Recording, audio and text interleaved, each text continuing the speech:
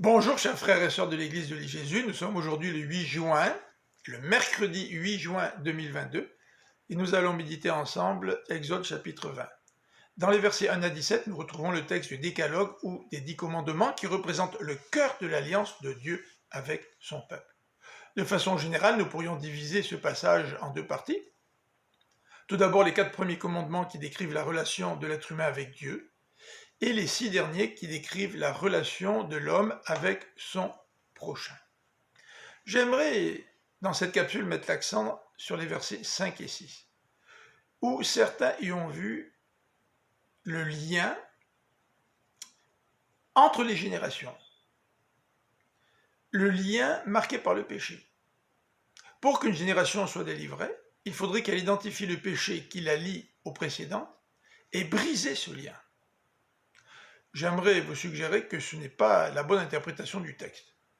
Tout d'abord, l'expression « lien » en rapport avec n'importe quel péché ne se retrouve pas dans ce passage.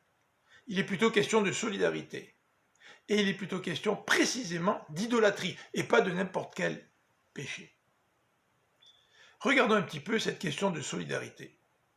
Le jugement ou la bénédiction ne rejaillit sur les générations suivantes que dans la mesure où celles-ci perpétuent le comportement de leurs ancêtres.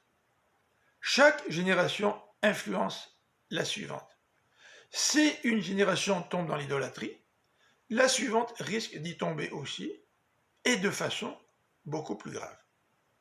Cela nous est illustré par l'histoire du royaume du Nord et l'histoire du royaume du Sud, celui de Juda. Regardons tout d'abord le royaume du Nord.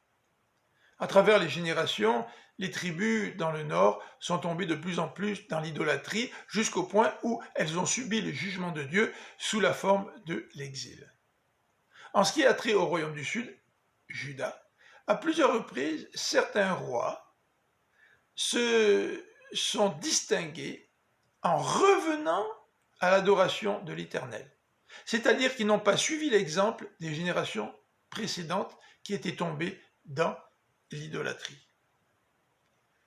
Remarquons aussi que dans ce passage, l'accent n'est pas mis sur des liens spécifiques qu'il faudrait briser pour se libérer du péché, mais l'accent est mis sur la bonté de l'Éternel qui agit jusqu'à 1000 générations.